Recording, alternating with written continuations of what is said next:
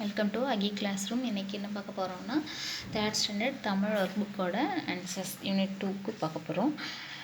எழில் கொஞ்சம் இயற்கை. ஓகேவா? இதில் பெயரை சொல்வோம், எழுத்தை அறிவோம். பெயரை சொல்லிவிட்டு அந்த எழுத்தை கண்டுபிடிக்கலான்னு சொல்லியிருக்காங்க. ஃபஸ்ட்டு கிணறு, இது கிளை. ரெண்டு படத்துக்கு என்ன எழுத்து வருது? கி. இது சிங்கம், சிலந்தி, சி. கரடி, மூடி, டி. ஆணி, மணி, நீ. அடுத்து இது திரை. ஜன்னலுக்கெலாம் ஸ்க்ரீன் போடுவோம்ல, தமிழில் எப்படி சொல்கிறோம்னா திரை. திரை, திராட்சை, தி. மயில், குயில். ஏன் குயில்னா பாடுதில்ல, அதனால் அதை வச்சு சவுண்டு கொடுத்துருக்காங்கல்ல, அதுக்காக நம்ம குயில்னு சொல்கிறோம். மயில், குயில், ஈ. பூரி, நரி, ரி. எலி, பல்லி, லி. அடுத்து விளக்கு, விறகு, வி. கிளி, கோமாளி. நம்ம இந்த ஜோக்கருக்கு மாதிரி இருக்காங்கள்ல, பஃபூன் மாதிரி இருக்கவங்கள என்னென்னு சொல்லுவோம்? தமிழில் கோமாளி அப்படின்னு சொல்லுவோம், அதனால் லி. விசிறி, பன்றி, ரி. இங்கே இருக்க எழுத்துக்களை மீதி இருக்கிறது படிப்போம். நீ, நீ, நீ, பி, மீ, ழி, நி. இப்போது கீ முதல் நீ வரை எழுத்துக்களை இணைப்பேன். கீழேருந்து ஸ்டார்ட் பண்ணி என்ன பண்ணணும்னா, கீழீச்சியில் கீழேருந்து ஆரம்பித்து நீ வரைக்கும் இணைக்கணும். ஃபஸ்ட்டு இங்கே ஆரம்பிச்சிருக்கிறது கீ. கீ வரைக்கும் அவங்களே கொண்டு வந்து விட்டாங்க. நம்ம என்ன பண்ணுறோம்? கீழேருந்து நீ, சி, நீ. இந்த நீக்கு அடுத்து எந்த எழுத்து வருமோ அதுக்கு தான் இணைக்கணும். நீக்கு அடுத்து டி. நீ, டி, நீ, தி, நீ, பி, மீ, ஈ, ரி, லி, வி, ழி, லி, ரி, நி. ஓகேவா? இது மாதிரி அனுப்பிச்சிக்கோங்க. அடுத்து இணைத்து சொல்லி விடுபட்டதை எழுதுவேன். இப்போது இக்கு குட்டல் இ, கி. இங்கு குட்டல் இ, நீ. இச்சி குட்டல் இ, சி. இன்னி குட்டல் இ, நீ. இட்டு குட்டல் இ, டி. இன்னு குட்டல் இ, நீ. இத்து குட்டல் இ, தி. இந்து குட்டல் இ, நீ. இப்பு குட்டல் இ, பி. இம் குட்டல் இ, மீ. ஈ குட்டல் இ, ஈ. இரு குட்டல் இ, ரி. இல்லு குட்டல் இ, லி. இவ்வு குட்டல் இ, வி. இழு குட்டல் இ, ழி. இல்லு குட்டல் இ, லி. இரு குட்டல் இ, ரி. இன்னு குட்டல் இ, நீ. ஓகேவா? இங்கே எழுத்து கொடுத்துருக்காங்க. நம்ம இருந்தாலும் எந்த எழுத்து விடுபட்டிருக்கோ அதை ஃபில் பண்ணிக்கணும். படத்திற்குரிய முதல் எழுத்தை இணைப்பேன், எழுதுவேன். இது என்ன படம்? சிறுத்தை. அதனால் சி இணைச்சு படத்தோட எழுத்தை எழுதணும். அடுத்து கிளை. கீயை இணைச்சிட்டு கீ எடுத்து எழுதணும். அடுத்து திமிங்கலம். திமிங்கலத்துக்கு தீயை இணைச்சிட்டு தீ எடுத்து எழுதணும். நிலா. நிலாவுக்கு நீயை இணைச்சிட்டு நீ எழுதணும். இது மின்மினி பூச்சி. பின்னாடி இருக்குல்ல, அந்த லைட்டு மாதிரி இருக்கிறனால அது மினுக்குன்னு கொண்டு போகணும். அதனால் இது என்னது? மின்மினி, மீ. விளக்கு, வி. பின்னல், தலையை பின்னி போட்டிருக்கோம், அந்த பின்னல்ங்கனால பி எழுதணும். ஓகேவா? அடுத்து எழுத்துக்களை கண்டுபிடித்து எழுதுவேன். இதில் இந்த டிசைன் நம்ம ஃபஸ்ட்டு பார்த்தோன்னா இது டிசைன் மாதிரி ஜிப்பு மாதிரி இருக்கும். ஆனால் அது ஒரு எழுத்து வடிவத்தில் இருக்குது. அதனால் இது என்ன எழுத்து வடிவம்னா ரி. அதை எடுத்து எழுதணும். அடுத்து நீ. அடுத்து லி. இது நீ 3 சுழி நீ வடிவத்தில் இருக்குது, அதனால் 3 சுழி நீ போடுறோம். அடுத்து ரி, டி, ழி, இ, லி. ஓகேவா? அது என்ன வடிவத்தில் இருக்கோ அந்த வடிவம் மாதிரி எழுத்தை எழுதிக்கணும். அடுத்து படித்து பார்ப்போம். படி, தடி, நரி, கரி, கிளி, வாளி, ஆணி, ஏணி, அல்லி, பல்லி, மின்னல், பின்னல். ஓகேவா? இப்போது எழுத்துக்களை இணைத்து சொல்லை படிப்போம். கி, லி, கிளி. சி, ல, இன், தி, சிலந்தி. க, ர, டி, கரடி. க, நீ, கணினி. நி, லா, நிலா. சி, இப், பி, சிப்பி. அடுத்து படத்தின் பெயருக்கு உரிய எழுத்துக்களை வட்டமிடுவேன், எழுதுவேன். இந்த படத்துக்கு பொருத்தமானது எது? கரடி. இது. அதனால் என்னன்றாங்க? கவை வட்டம் போட்டு ர, டி. தேவையான எழுத்தை வட்டம் போட்டு எழுதியிருக்காங்க. அது மாதிரி நம்ம இங்கே என்ன பண்ண போகிறோம்? இது கிளி. கீயை வட்டம் போட்டு கீ எடுத்து எழுதணும். லீயும் வட்டம் போட்டு எழுதிக்கிட்டோம். அடுத்து இது கணினி. அதனால் க, நீ எடுத்து எழுதிடணும். அடுத்து சிலந்தி. சி, ல, இன், தி, சிலந்தி. சிப்பி. சி, இப், பி, சிப்பி. நிலா. நீ, லா அப்படின்னு சொல்லி எடுத்து எழுதிக்கிறோம். ஓகேவா? அடுத்து படத்தையும் சொல்லையும் இணைத்து எழுதுவோம். இது ஃபஸ்ட்டு இருக்கிறது என்னது? மிதிவண்டி. அடுத்து இருக்க வார்த்தை பார். ரெண்டையும் சேர்த்து மிதிவண்டி பார் அப்படின்னு எழுதியிருக்காங்க. அடுத்து இங்கே எல். இது மிட்டாய். அதனால் நம்ம என்ன எழுதணும்? எல், மிட்டாய். ஓகேவா? ஃபஸ்ட்டு இந்த வார்த்தையை எழுதிக்கிட்டு தான் அடுத்து மிட்டாய்னு எழுதணும். அடுத்து இங்கே ஃபஸ்ட்டு என்ன கொடுத்துருக்காங்க? படத்தில் மிளகாய் கொடுத்துருக்காங்க. அடுத்து வற்றல். அதனால் மிளகாய், வற்றல். ஓகே. எழுத்துக்களை இணைத்து சொல்லை படிப்போம். அடுத்து மி ல கா இ மிளகாய், ம இ இல் மயில், ஏ லி எலி, அ ரி சி அரிசி, வி சி ரி விசிறி, அ க ரி அகழி. ஓகே, இப்போ மேலே படிச்சுட்டு நம்ம என்ன பண்ணணும், அடுத்த படத்திற்குரிய எழுத்துக்களை இணைப்பேன் எழுதுவேன். நம்ம இங்கே எலின்னு இருக்கா, எலிக்கு அங்கே ஸ்பெல்லிங் இருக்குது, அது மாதிரி எழுதிக்கணும். அந்த எழுத்துக்களை இணைக்கணும். ஏ லி எலி எழுதிக்கணும். அடுத்து அரிசி, அ ரி சி, அகழி, அ க ழி அகழி இணைச்சிக்கிட்டு எடுத்து எழுதணும். அடுத்து மயில், ம இ இல் மயில், வி சி ரி விசிறி, மீ ல கா இ மிளகாய். இது மாதிரி எழுதிக்கணும், இணைச்சிக்கிட்டு எடுத்து எழுதிக்கணும். அடுத்து நாங்களே படிப்போம். கி இன் ந இம் கிண்ணம் தக்காளி, கிண்ணத்தில் தக்காளி. அடுத்து வயல் பன்றி, வயலில் பன்றி. மிதிவண்டி பாப்பா, மிதிவண்டியில் பாப்பா. அடுத்து ஏணி எலி, ஏணியில் எலி.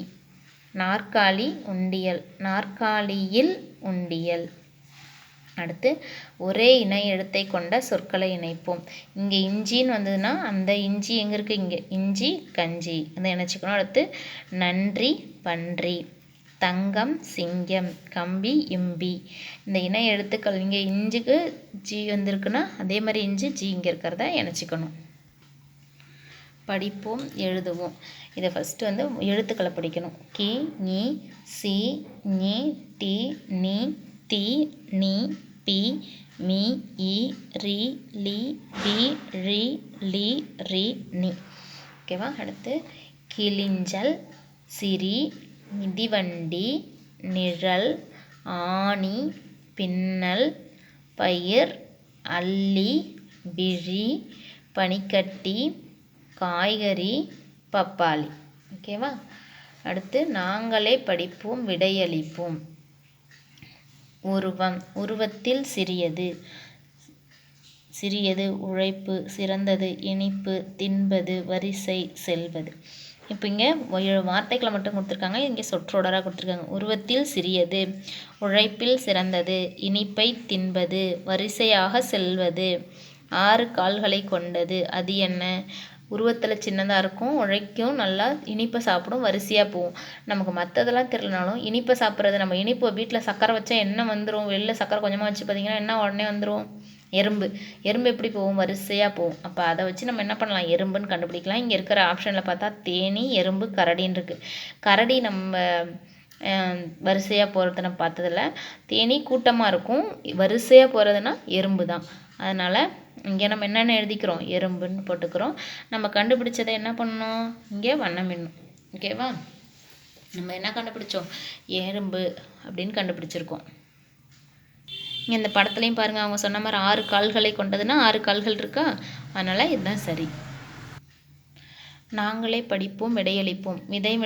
விதை விழுந்தால் செடி முளைக்கும், செடி வளர்ந்து மரமாகும், மரம் வளர்ந்தால் மழை பெய்யும், மழை பெய்தால் புல் வளரும், புல் வளர்ந்தால் மாடு தின்னும், மாடு தின்றால் பால் கொடுக்கும், பால் இருந்தால் பாப்பா குடிக்கும், பால் குடித்தால் பாப்பா வளரும், பாப்பா வளர்ந்து பழம் தின்னும், பழம் தின்றால் விதை கிடைக்கும், விதை விழுந்தால் செடி முளைக்கும், செடி வளர்ந்து மரமாகும். ஓகேவா. இதான் கொடுத்துருக்காங்க. இங்கு விதை எங்கு விழுந்தால் மரமாக முளைக்கும், கண்ணாடியில் விழுந்தாவா, மண்ணில் விழுந்தாவா, வானத்தில் விழுந்தாவா, மண்ணில் விழுந்தாதான் விதை முளைக்கும், அதனால் மண். இப்பகுதியிலிருந்து அறிந்து கொள்வது என்ன, இதை படித்தா நம்ம என்ன சொல்கிறாங்க, மரம் வளர்த்தலை பற்றி தான் நமக்கு சொல்கிறாங்க. மரம் வளர்ந்தால் மழை பெய்யும் அப்படின்னு சொல்லி நமக்கு ஒன்றுனா அதுக்காக ஒரு பாட்டு மாதிரி கொடுத்துருக்காங்க. அதனால் மரம் வளர்த்தல். ஓகேவா. அடுத்து படித்து பார்ப்போம். ஒகேனக்கல் அருவியை பற்றி இதில் கொடுத்துருக்காங்க. ஒகேனக்கல் அருவி தருமபுரி மாவட்டத்தில் உள்ளது. ஒகேனக்கல் என்றால் புகையும் கல்பாறை என்று பொருள். இந்த அருவி 100 அடி உயரத்திலிருந்து கொட்டுகிறது. 2 மலைகளுக்கிடையே தொங்கு பாலம் உண்டு. இங்கு மான் பூங்காவும் முதலை பண்ணையும் உள்ளன. அதியமான் காலத்து கோவில் இங்கு உள்ளதுன்னு சொல்லியிருக்காங்க. ஓகேவா. குறைந்த எழுத்துக்கள் உள்ள சொல் என்ன, மான். ஓகே. அதிக எழுத்துக்கள் உள்ள சொல் ஒகேனக்கல் அருவி. அடுத்து ஒகேனக்கல் என்றால் என்னென்னா, ஒகேனக்கல் என்றால் புகையும் கல்பாறை என்று பொருள். இங்கே கொடுத்துருக்காங்கல்ல, இங்கே பாருங்கள். ஒகேனக்கல் என்றால் புகையும் கல்பாறை என்று பொருள். அதை அப்படியே எடுத்து எழுதிக்கணும். அடுத்து ஒகேனக்கலில் பார்க்க வேண்டிய இடங்கள் முதலை பண்ணையும் மான் பூங்காவும். நம்ம என்ன எழுதுனா மான் பூங்கா முதலை பண்ணை. நாங்களே உருவாக்குவோம். இதில் ஒரு படம் கொடுத்துருக்காங்க. படத்துக்கு பொருத்தமான வார்த்தைகளை போட்டு நம்ம வாக்கியத்தை முழுமை பண்ண சொல்லியிருக்காங்க. இதை பார்த்தா நமக்கு எப்படி இருக்குது? ஒரு காடு இருந்ததுன்னா எப்படிப்பட்ட காடு?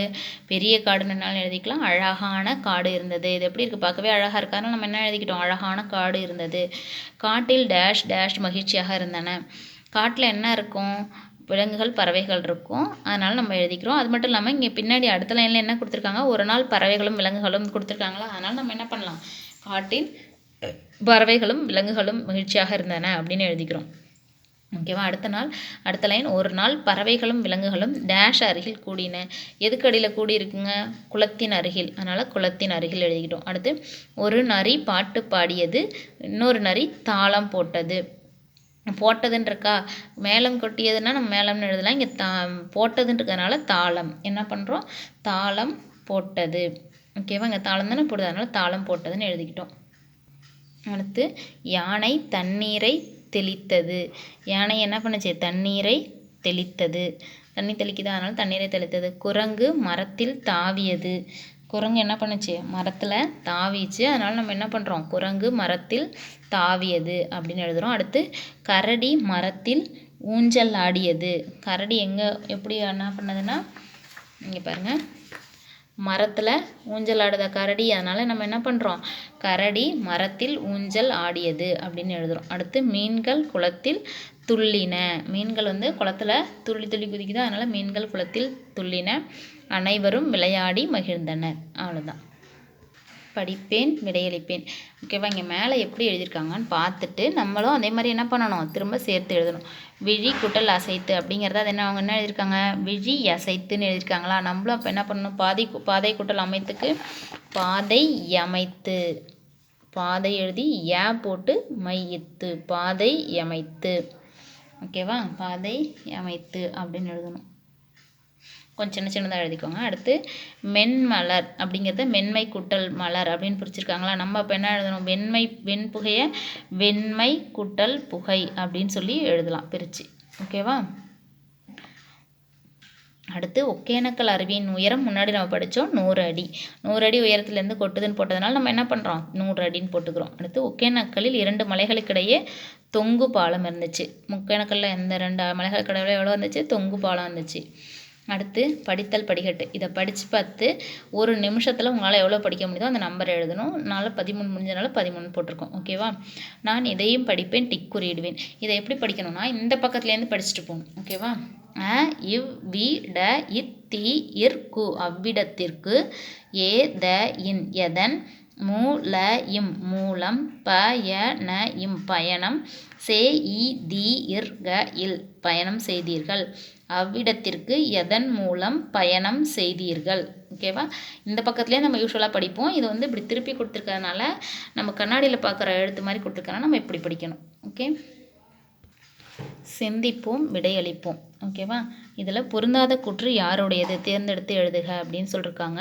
ஃபஸ்ட்டு அருவி என்ன சொல்லுதுன்னா, மேலேருந்து கொட்டுவேன், ஒலி எழுப்புவேன். ஆமாம், மேலேருந்து கொட்டும், அது கொட்டுறப்போ சவுண்டு வரும். ஓகே. அடுத்து, வளைந்து செல்வேன், 2 கரைகள் உண்டு. கரெக்டு. 6 வளைந்து தான் போகும், 2 கரை, இந்த பக்கம் ஒன்று, இந்த பக்கம் ஒன்று கரை இருக்குது. அடுத்து, கடல் என்ன சொல்லுதுன்னா, அலைகள் இருக்கும், என் தண்ணீர் இனிக்கும்.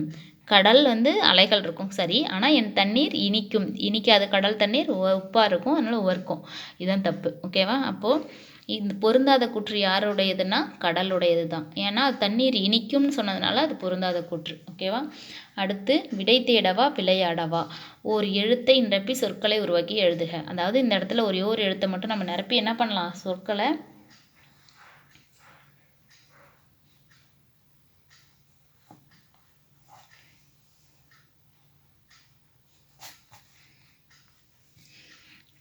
நிரப்பலாம். இங்கே லீ போட்டால் ப இல் லீ பள்ளி.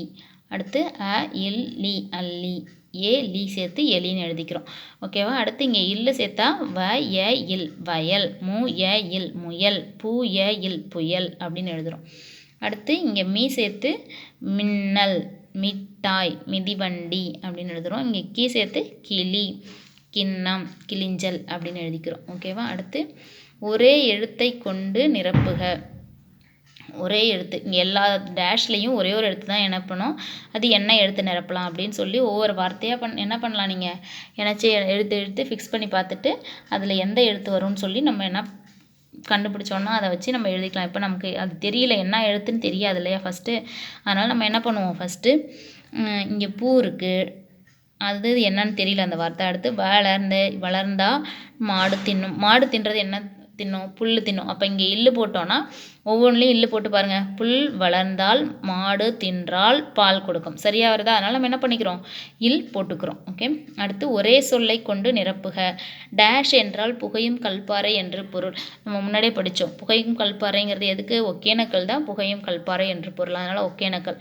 அடுத்து கீழே டேஷ் அருவி தருமபுரி மாவட்டத்தில் உள்ளது. இதுவும் ஒகேனக்கல் தான் வரும். அதனால் ரெண்டுக்கும் ஒரே சொல் ஒகேனக்கல்ன்ற ஒரு சொல்லை போட்டு ஃபில் பண்ணிக்கிட்டோம். இங்கே இப்போ பாருங்கள், சிட்டு செல்லும் இடங்கள். சிட்டுக்குருவி அது எங்கே போகும்னா, பாட்டி இருக்கும் மரம், அதுக்கப்புறம் தண்ணீர் இருக்கும் குளக்கரை, தானியங்கள் கிடைக்கும் வயல், நண்பர்கள் இருக்கும் தோட்டத்துக்கெலாம் சிட்டு போகும்.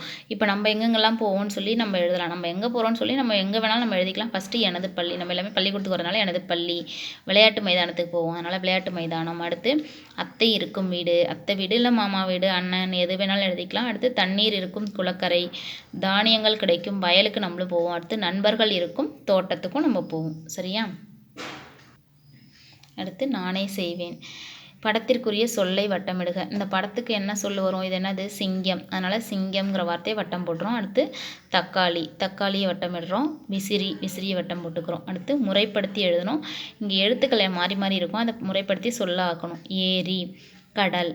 ஓகேவா? அடுத்து குறிப்பிற்கேற்ற விடையை நிழலிடுக. 4 கால்கள் உண்டு, வகுப்பறையில் இருப்பேன், என் மீது அமரலாம். வகுப்பறையில் இருப்பேன்னா கரும்பலகையும் வரும், ஆனால் என் மீது 4 கால்கள் உண்டானா குதிரைக்கும் வரும்.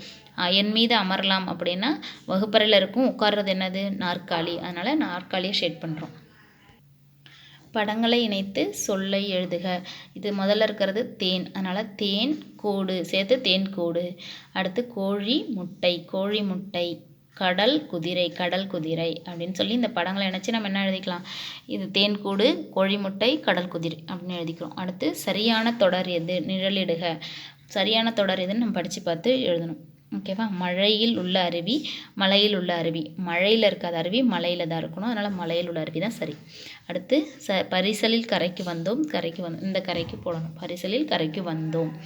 அடுத்து படத்தை பார்த்து 2 தொடர்கள் எழுதுக. இதை பார்த்து நம்ம என்ன தோணுதோ அதை எழுதலாம். ஃபஸ்ட்டு வந்து தண்ணீர் வயலில் ஓடுகிறது, வயலில் மரங்கள் உள்ளன, மரங்கள்லாம் நிறைய இருக்குது, அதனால் வயலில் மரங்கள் உள்ளன, தண்ணீர் வயலில் ஓடுகிறது அப்படின்னு சொல்லி எழுதியிருக்கோம். தேங்க்யூ. பிடிச்சிருந்ததுன்னா சப்ஸ்கிரைப் பண்ணி வச்சுக்கோங்க சேனலை.